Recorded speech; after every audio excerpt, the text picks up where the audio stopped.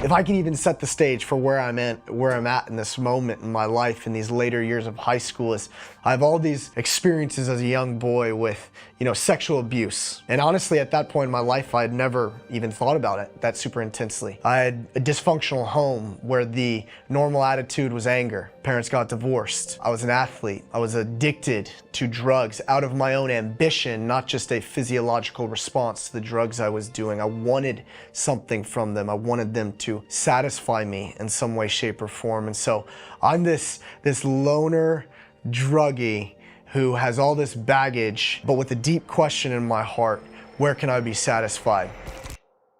A lot of things happened to me as a young boy that shaped and impacted how I viewed God, how I viewed people, how I viewed myself. And when I was 5, I was sexually abused by an older boy in the neighborhood. When I was 8, I was sexually abused by a babysitter. And I think those initial moments of my life led me to have a misunderstanding of reality.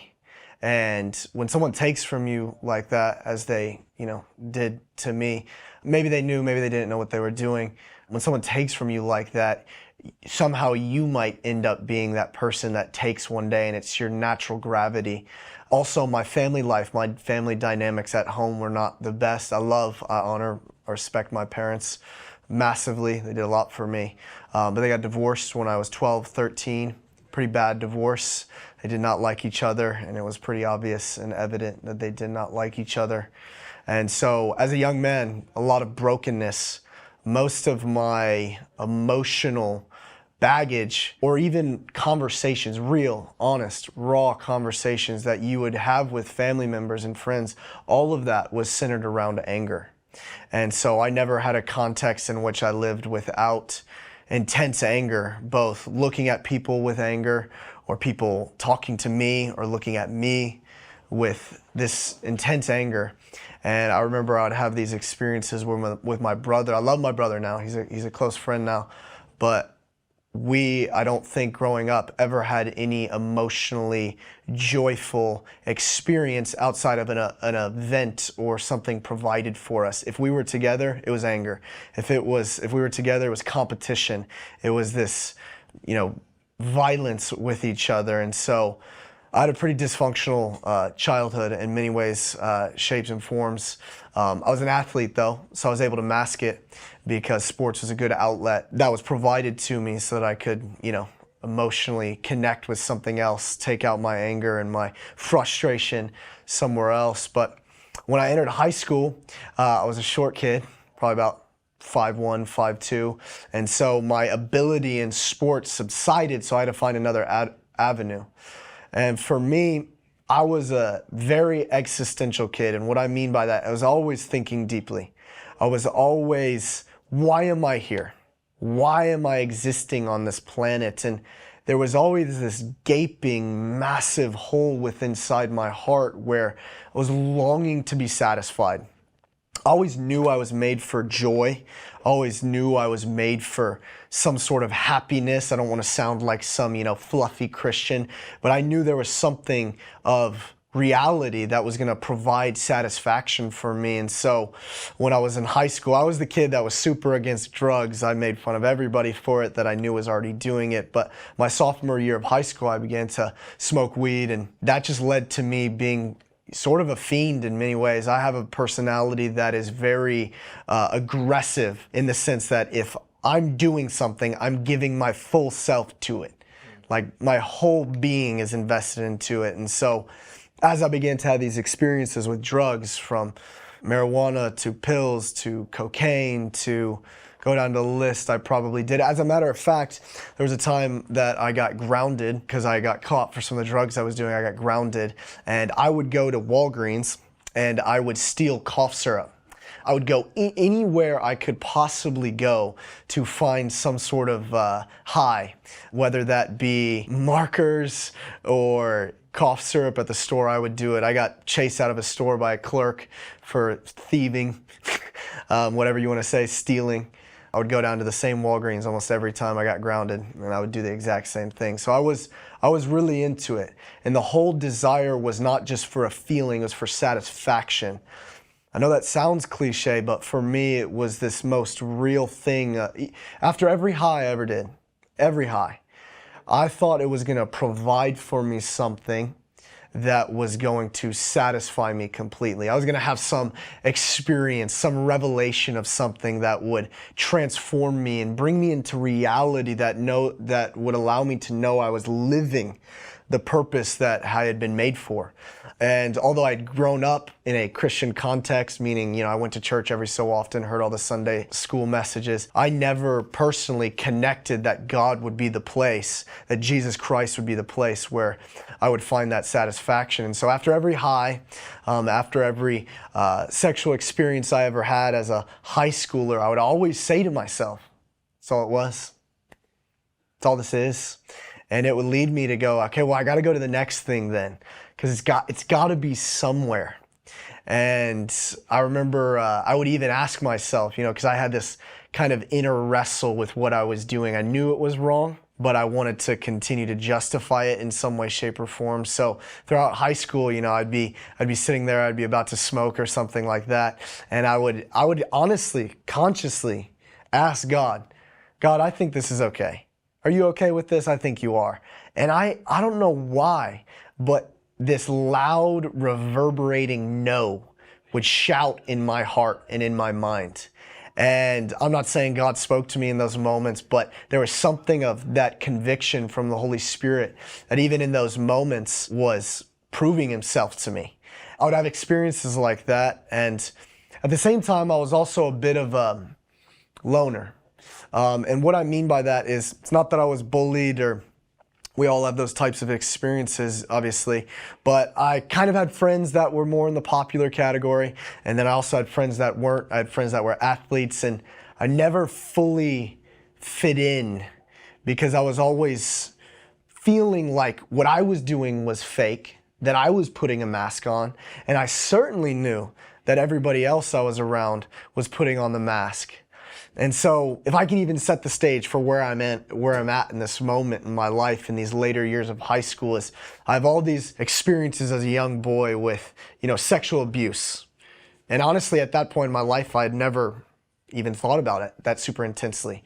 I had a dysfunctional home where the normal attitude was anger. Parents got divorced.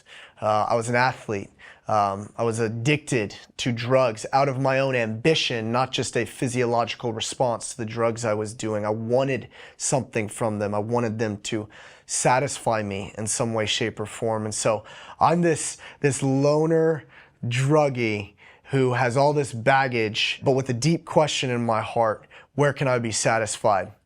Thankfully, my parents, although we didn't have the best relationship, decided that towards the end of my high school years that I'd obviously been getting in a lot of trouble. You can't do this stuff for very long without getting in trouble with the law or with people around you, your family members.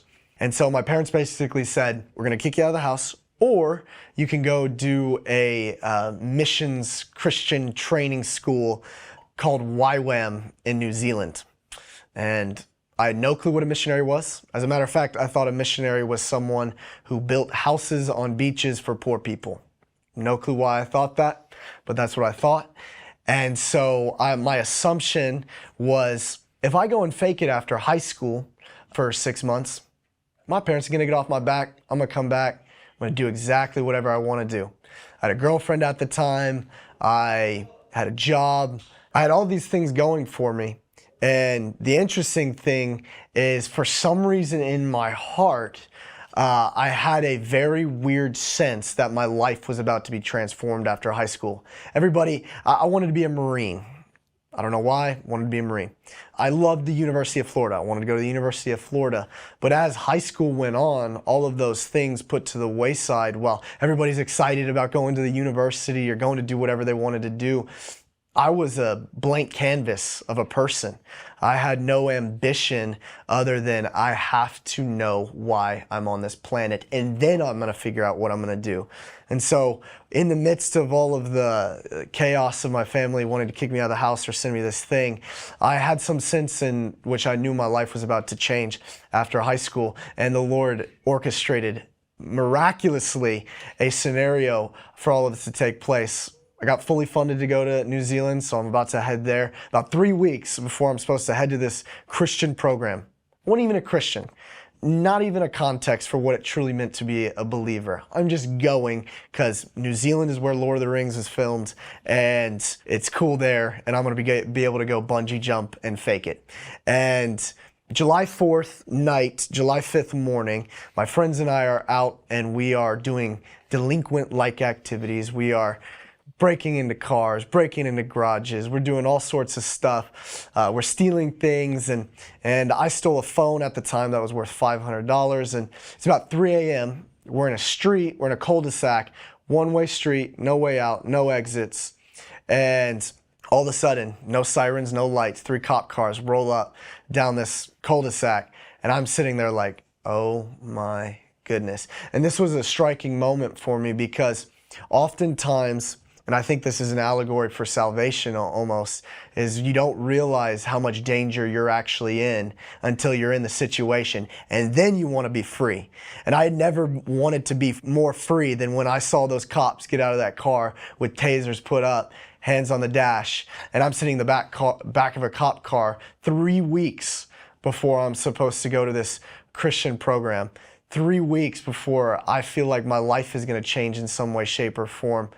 And so the police are interrogating me, all this different stuff, and eventually they get to the bottom that I had stolen this phone. It was a felony charge at the time. $500, I guess, is a felony charge for stealing something.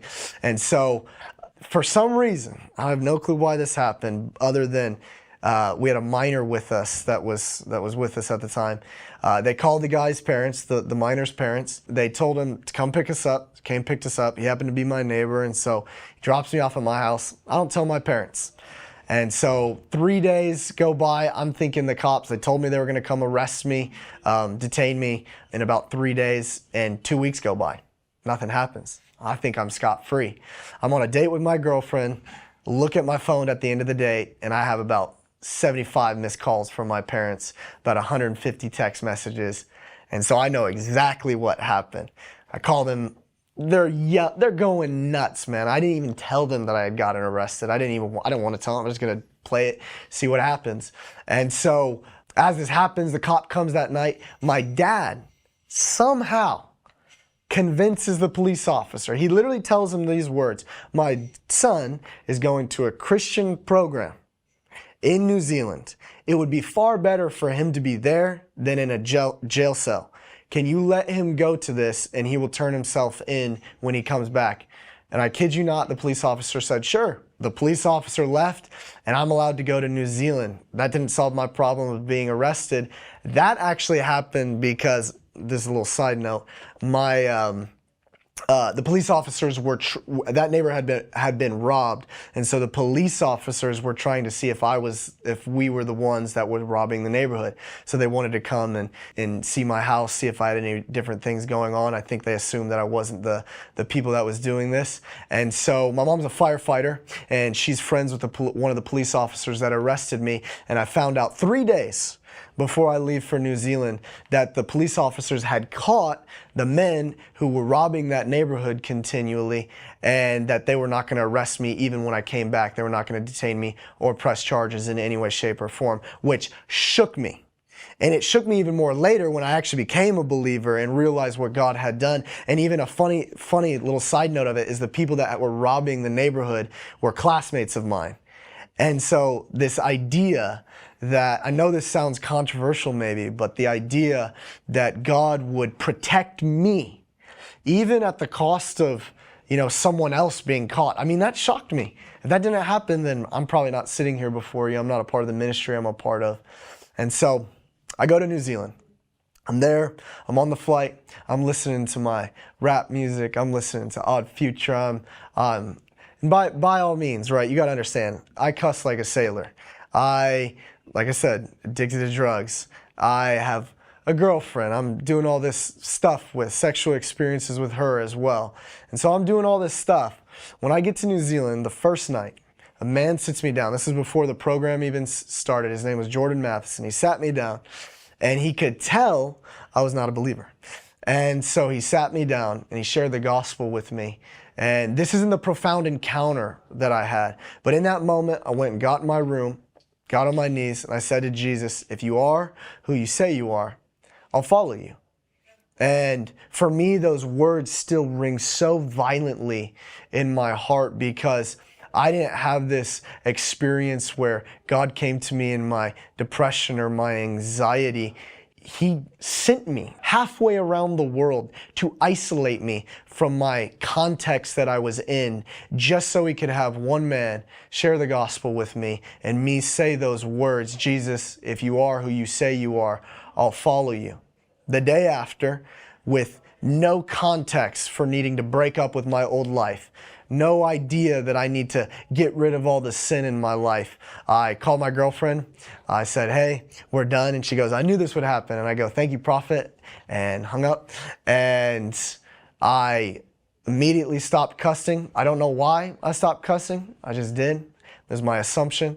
On top of that, I got rid of all my old music. I mean, it was, you know how there's this, people debate, can I listen to this or listen to that? I didn't care. I had met Jesus. I hadn't even had a emotional experience with him yet. I just knew that he was Lord, that he was king, and he got to dominate my life now, not me. And so I got rid of all my music. I didn't have the debate about what's right, what's wrong. I got rid of concert t-shirts that I knew were attached to some of this stuff. It was almost immediate. And my addiction to pornography, although it wasn't an everyday thing, it was almost immediately cut off. I was just done. Once again, no one told me to put up a blocker on the websites on my internet browsers. It was just simply something had shifted in my heart. But here's where I had the experience with Jesus. I was reading my Bible, and once again, guys, I don't have Christianese language. I just am just reading the Bible with hunger in my heart for a new experience and for this new life that I had found. And I get to Psalm 16:11, and it says, in his presence is fullness of joy, and at his right hand are pleasures forevermore. And in that moment, it was like an earthquake in my heart, and light bulbs shot off in my head, and I had realized that the satisfaction I was looking for in every other thing was found in this man, Jesus Christ, and that he was not a rule book. And I mentioned this a little bit, but my context, because of going to Sunday school and being around the church at certain points in my life, is that Jesus was he was God and he was there. But my context was, you go to church once a week, you pretend on that day to be a follower of Jesus, and you don't do these five things, do these 5 things, and you move on. I had no idea that it was about a personal experience and knowledge of someone. You can know President Obama, you can know information about him, you can know information about an athlete, you can know information, but you don't know them. I knew information about Jesus. And in this moment, I had realized that my experience with him needed to be a tasting and a seeing. And then when I read that in the psalm, taste and see that the Lord is good. Oh, this is an experience. You got to taste chocolate cake. You got to see the sunset in order to experience it. And so in this moment, I can't explain it any other way than I saw Jesus. I tasted Jesus, and I realized that pleasure and satisfaction and this motivation that I had for those things was not ungodly, but it was the most godly thing. It was placed in a wrong way. It was placed in sex. It was placed in drugs. It was placed elsewhere when Jesus had made me for joy in him.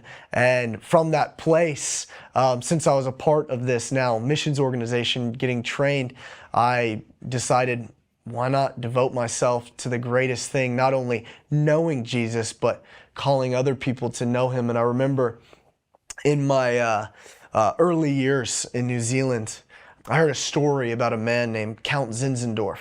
And he was a German guy, interesting name. He was a count, which means basically just he was wealthy and owned land. And he was back in the 1600s.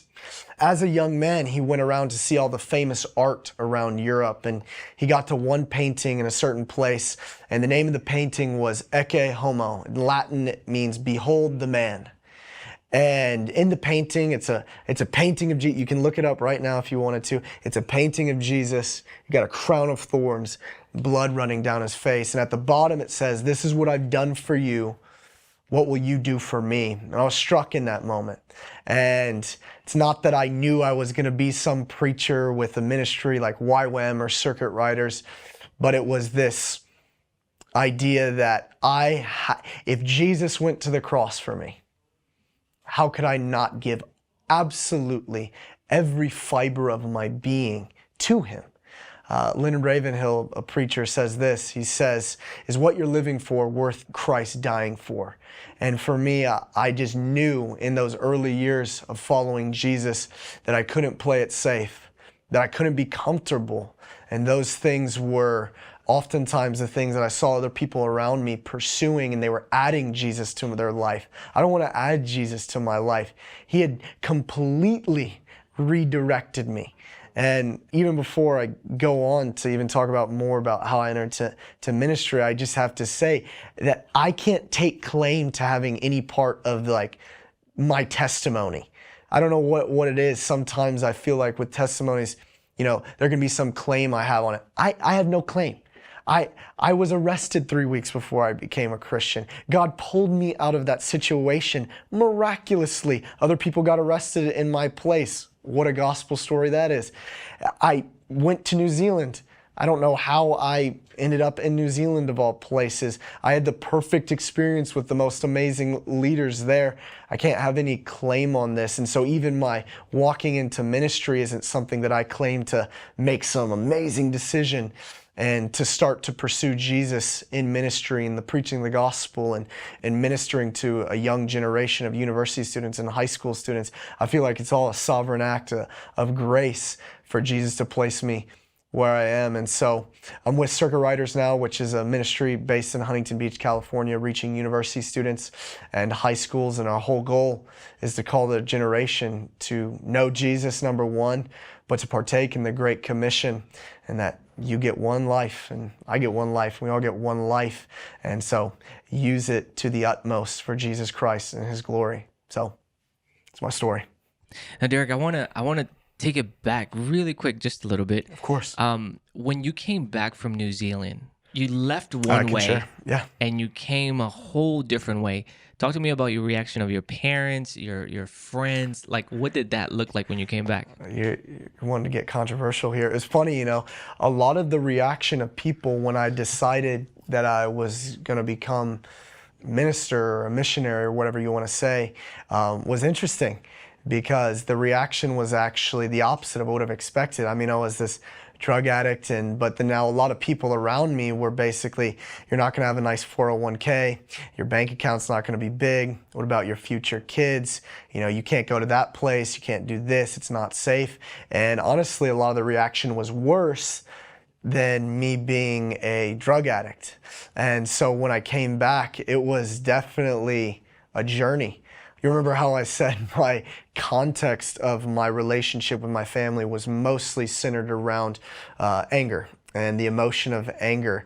That didn't change, and I was definitely not perfect when I came back. I actually only spent 3 months in Virginia Beach, where I grew up, back home, before I joined Circuit Riders and moved to California.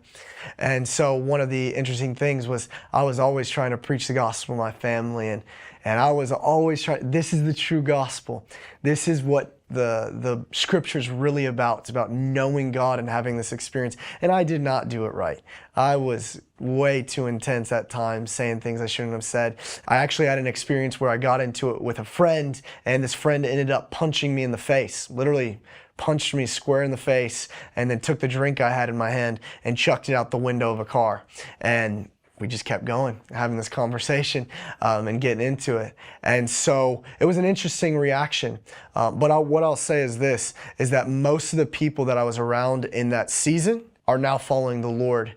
And in some way, shape, or form, it's because of some of those conversations that we had.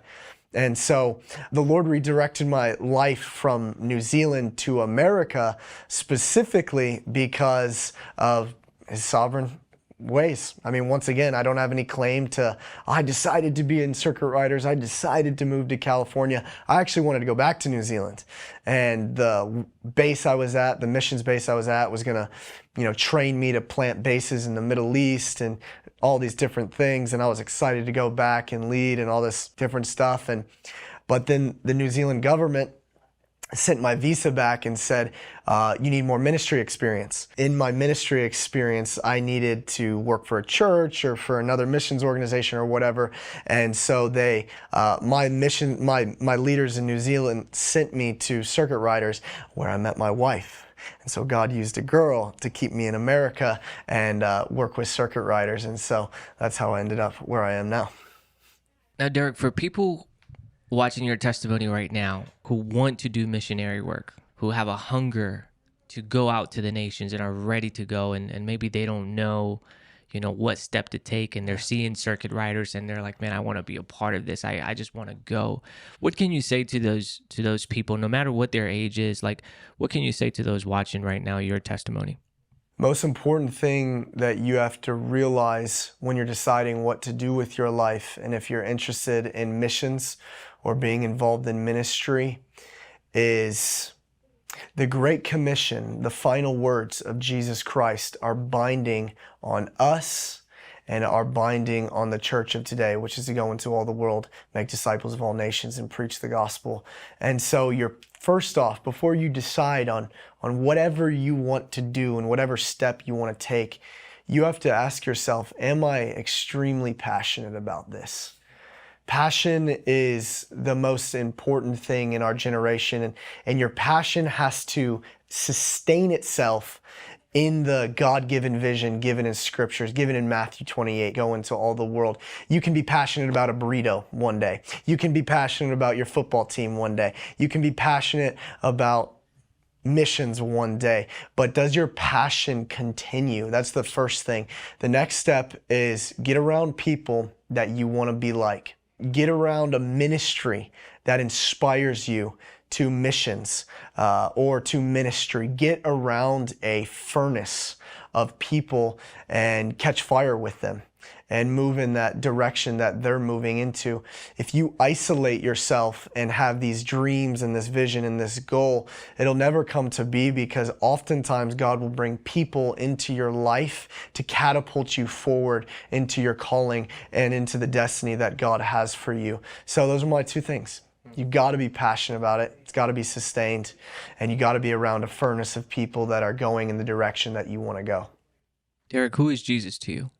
Jesus, to me, and I think to all of us in some way, shape, or form, is the one who knows me. And that's the most profound thing I think you can find in all of the scriptures, is that when God walks into the garden and he doesn't say to Adam, Eve, did you break my law? Did you break my covenant? Did you break this? What did you do? How are you so stupid? Why are you this way? He says to them, where are you? Which is a fascinating question, which means he was looking for them. He was searching for them, and they were hiding. And so I was hiding my whole life, and Jesus knew me. He saw me, and he picked me. And Jesus is the one who knows me. And I don't think there's anything more profound than to be known by God and to be desired by God and to be picked by God. So he's the one who knows me. Any last words for people who are watching your testimony right now? I think most of us could relate to this idea that we're longing to be satisfied. We're longing to find joy. And that's not ungodly. It's actually the most godly thing. It's that oftentimes we misplace it, and we misplace it into areas of sin. Pick one. You can go anywhere with it.